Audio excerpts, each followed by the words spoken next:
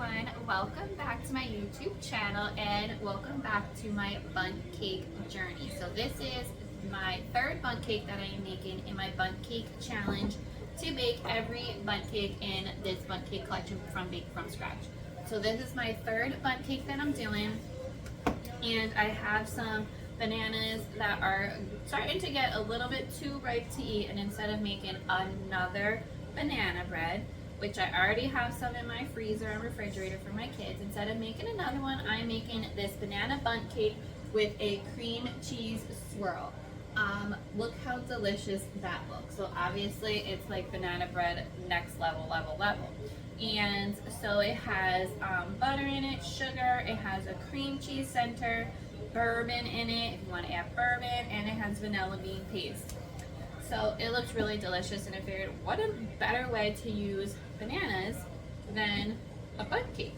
So I have this Nordic ware Bundt pan, which is so beautiful. It's a 10-cup Bundt pan, and I love the little slits in it because it makes like the most perfect slices. You just slice in between each groove and you get like the most perfect slices. So I'm going to use this one today. It doesn't have a glaze or anything on it, so this is perfect for that. Or it would be perfect for a glaze because it would fall down all the creases. So let's get started.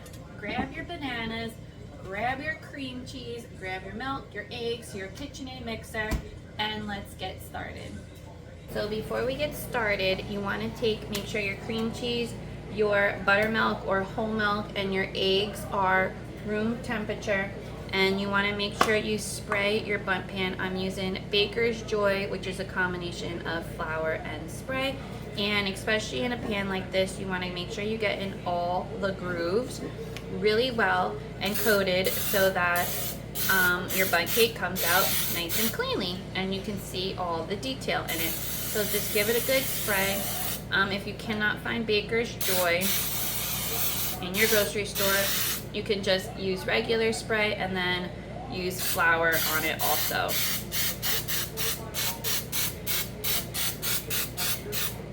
Give it a good spray and then just set that aside. You're also going to want to preheat your oven to 350 degrees. Once you have your pan sprayed, set that aside, and then in the bowl of your stand mixer, we are going to start with our bananas, buttermilk, and brown sugar. So I'm using my kitchen scale and I'm just going to add in my bananas. It says about 3 medium bananas or 300 grams. And you can pre-mash your bananas, but if you're like me, I like to just dump them in there and let the mixer do the work. What I love about the Bake From Scratch recipes is that they not only have the measurements in cups, but they also have it in grams. So I personally love to weigh my ingredients because it comes with a more consistent cake, if you will. So if you measure it, sometimes you over measure, especially the dry ingredients. So if you weigh it, you're gonna get a more consistent cake, which I find is really necessary when you're making them for a bunch. Okay, so I have my bananas in here, and now I'm going to add in my buttermilk. And for this, you need 360 grams. This is room temperature buttermilk. You can use whole milk with a little bit of lemon juice in there if you don't have buttermilk, or honestly, this is just a little soured whole milk. So I'm just gonna add that in there. And the next thing we're going to add in is some brown sugar. And that's just going to add a nice like richness, caramel-y kind of flavor to it, which brown sugar and bananas goes really well. And you're going to need 165 grams of this. Make sure you tare your scale if you're using a kitchen scale, which I find it easier to do. So I like to just measure everything right into my mixing bowl instead of having a million dishes, because I have 4 kids. So I have 4 kids and we always have a million dishes to be done. So I kind of like to keep my dishes at a minimum. Okay, now to that we're going to add in 1 stick of melted butter. So I just melted that and let it cool slightly. We're gonna add that in there. Next, we're going to get our granulated sugar, our white sugar, and we're gonna add in 50 grams of white sugar. So it's gonna be nice and flavorful, nice and sweet. I'm excited about the cream cheese center because it's kind of like a cheesecake, and who doesn't love cheesecake? We do around here. Keep your white sugar close by because you are going to need it again, so don't put it too far. So that was, let's see, the white sugar, and now you're going to need some vegetable oil. 56 grams of vegetable oil, and this is just going to add a nice moisture to your cake. So it's going to be extra moist. Who doesn't love a nice moist Bundt cake? And then you're going to crack in your 3 eggs. So whenever I crack in my eggs, I always like to crack them on the side of the counter or in a separate bowl, usually. This way there's no shells in there. So, you know, typically you would crack them in something separate than right into your bowl. I know I'm going against the rules, but it's okay for this time. I don't see any shells in there. So once you got your eggs in there, your shells, now you're going to add in your bourbon and vanilla bean paste. So to grab your vanilla bean paste and your bourbon, I honestly never have like alcohol in my house. Only like the occasional vodka and tequila. But I do have this bourbon vanilla bean paste from Trader Joe's, and I've used it many times in the past videos. And then I also have rum extract. So I'm going to add in those. I do get a little skimpy when it comes to my vanilla bean paste because this is just so good, and vanilla bean paste is like expensive, so I don't like to like waste it on certain things. I like to keep it, but so I'm gonna use rum in there also because I don't have bourbon. So just a little bit of rum extract, a little bit goes a long way. And now you're just going to put it on your stand mixer with the paddle attachment, and you're going to beat it up. You're also going to keep 1 egg off to the side because you will need that later. So let's grab our handy dandy mixer. I'm going to pop your bowl on there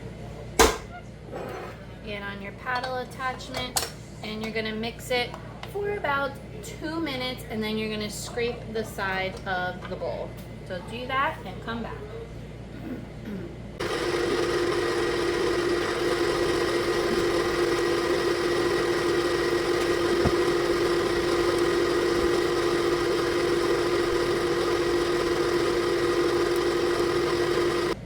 Once you got your wet ingredients mixed up, and you didn't want to mix this on high because it would splash all over, so low speed is the way to go. We're just going to push that off to the side, and then we're going to get a small bowl to whisk our dry ingredients, which is pretty basic. You just need some flour, and you need 375 grams of flour, so that's about 3 cups. Just put that into a bowl. You can also put this right into your mixer if you're, you know, good like that, but sometimes I like to measure it out just to make sure I don't over put too much flour, because we don't want a dense cake. We want a nice light moist cake. Okay, so 375 grams of flour goes in there. Then you need your baking powder and baking soda. So baking soda, we have about 5 grams of baking soda. Put that in there, which is about a teaspoon. Baking soda, and then 10 grams of baking powder. So my kids are home from school from summer still. They still have about a month left to go before they go back to school, so it's kind of at that point in the summer where you're like over summer, but you're not quite ready to go back to school yet. Some of us. So then we're going to get some cinnamon and nutmeg in here too to add some extra. You're going to add in your cinnamon, which you just need about 2 grams of cinnamon. And how cute are these spice jars that I have. I absolutely love these spice jars. I have them, they came in a pack of 36 of these jars with all different labels. Absolutely love them. I ran out of them. I used all 36 of them, so I don't have any for nutmeg. But if I did have one for nutmeg, I would definitely use it. I'll probably have to order another set. I have so many spices. Just need about a quarter teaspoon of nutmeg. You know, you don't want to add too much of that. Okay, so once you have that done, then you're going to grab your mixer back. And then you're going to add in your flour mixture and right to it, starting on low with the mixer speed on low, add in your flour mixture.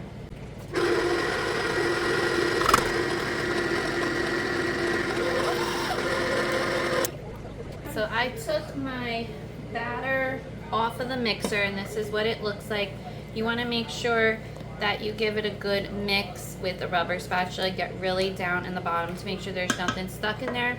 And then you're gonna set this aside. If you, to make the cream cheese filling, you're gonna need either your mixer or hand mixer. So if you wanna pour this into another bowl and use this same bowl with your stand mixer, you can do that also. I'm just gonna use my hand mixer for this. So I have my hand mixer right here with my beaters in it for the cream cheese. And you're also gonna need another bowl. So you can either use your stand mixer and clean out that bowl, or use your hand mixer. So you want some softened cream cheese, and you're just going to put in 170 grams of cream cheese, which is not this whole thing.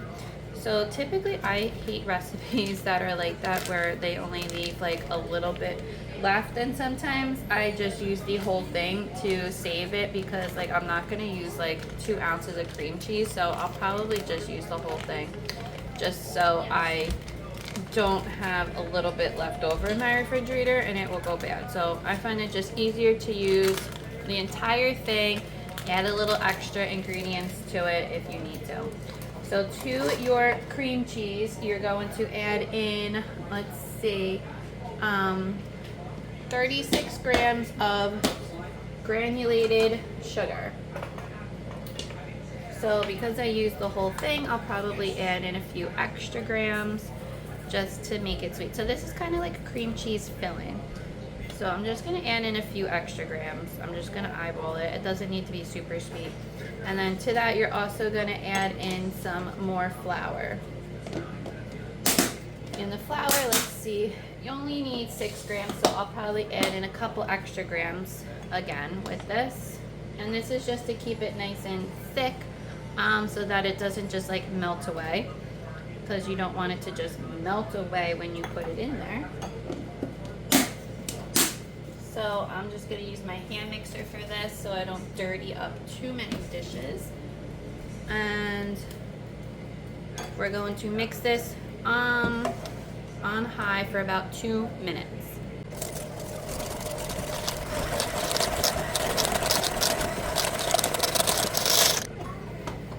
Once you got that mixed up and it looks nice and fluffy, now you're gonna add in your remaining egg, and you're also gonna add in some more vanilla bean extract or vanilla bean paste. And because I'm getting stingy with my vanilla bean paste, I'm just using vanilla extract in this one.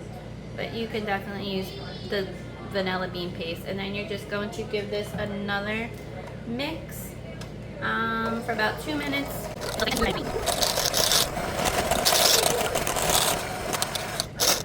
So now comes time to fill up your Bundt pan. I just re-sprayed my Bundt pan just to be on the safe side. And now we're going to fill it up. So it says about 4 cups of the batter goes in here. And so obviously we're going to weigh it because it says how many grams it is. So we're gonna put in, it's not quite half. We're gonna put in 956 grams of the batter, the banana batter, into here. It's a little more than half, so don't think it's half, but any amount will do. You know, if you want to do half, that's fine too.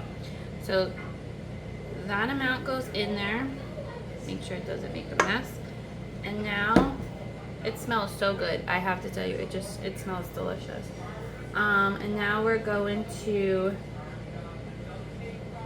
spoon your cream cheese all the way around into a ring around it. And it's like cream cheese batter, so it's creamy. It's not going to be like super thick, which, you know, obviously who loves this kind of texture cream cheese. It looks so good and delicious.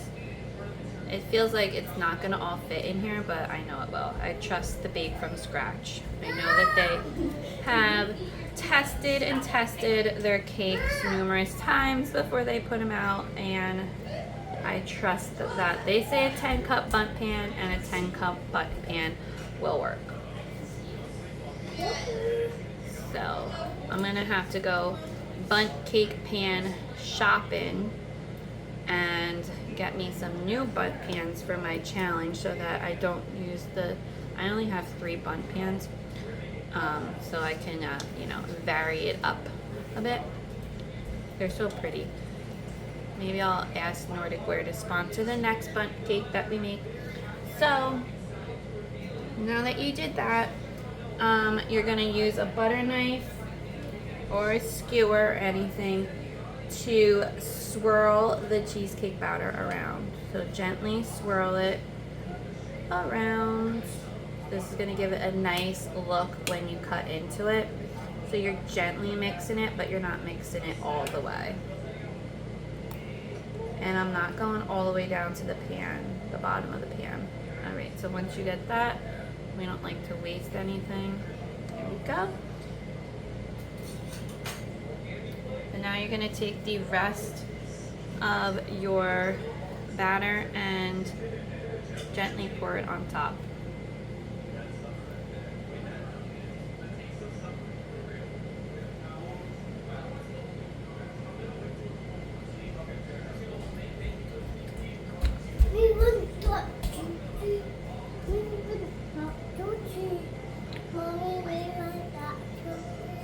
This is a cake. Well, don't move this high chair, honey buns. What, honey?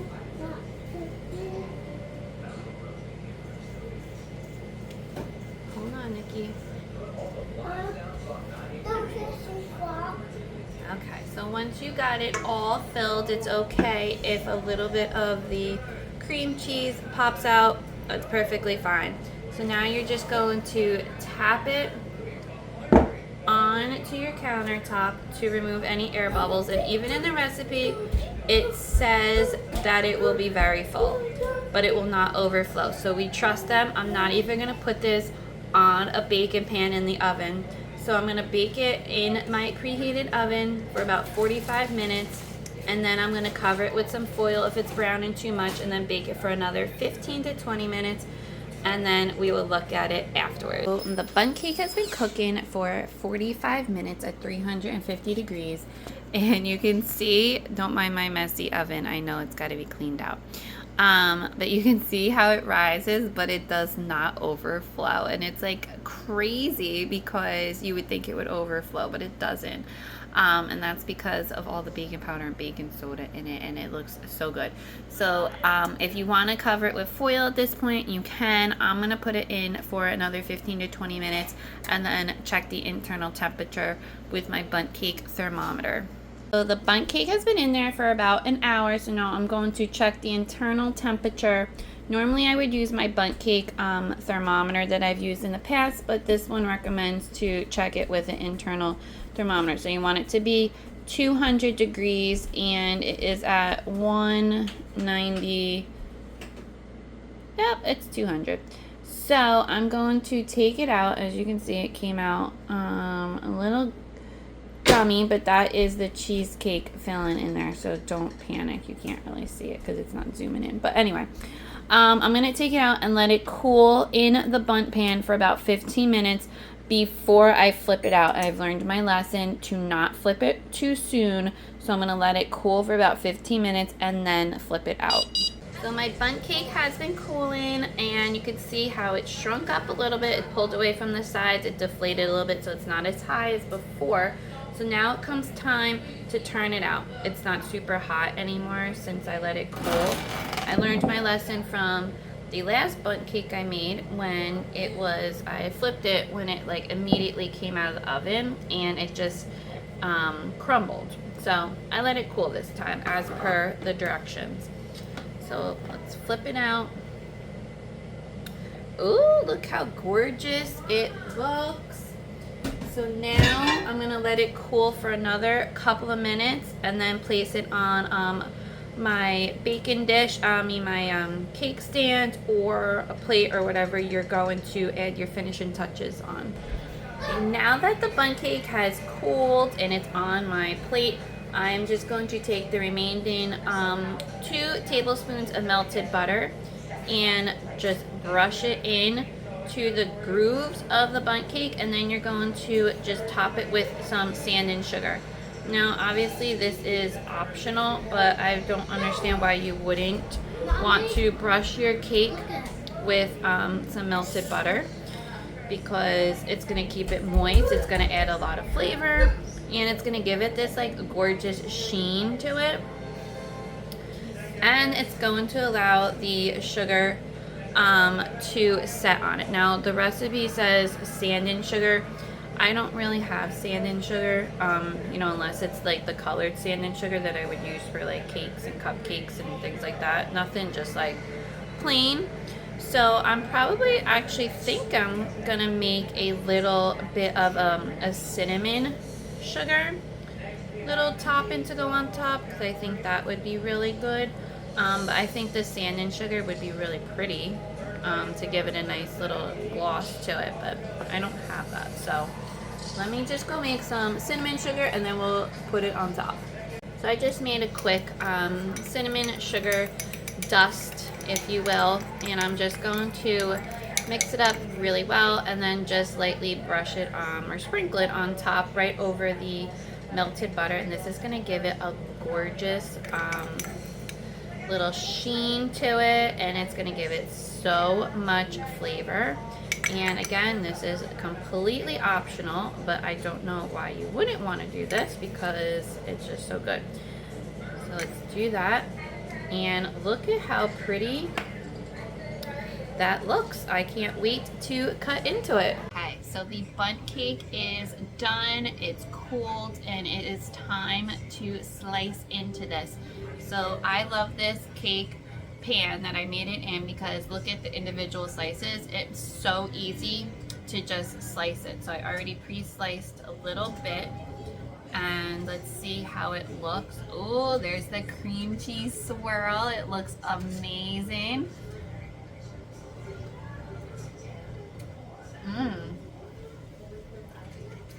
Oh my goodness. This is so delicious. Make sure you get this cookbook and you make this one. I know I've said it about the previous ones before, but this one is so delicious. If you like cheesecake, if you like banana bread, why not marry them together and make a banana cream cheese bundt cake?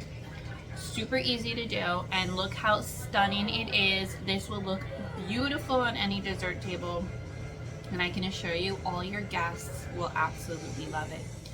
Make sure you follow me, subscribe to me, comment, like, do all the things, hit all the buttons for more baking videos, and make sure you join me on my bundt cake challenge, or my journey to make all the bundt cakes in the bundt cake collection book from Bake from Scratch. And I will see you later.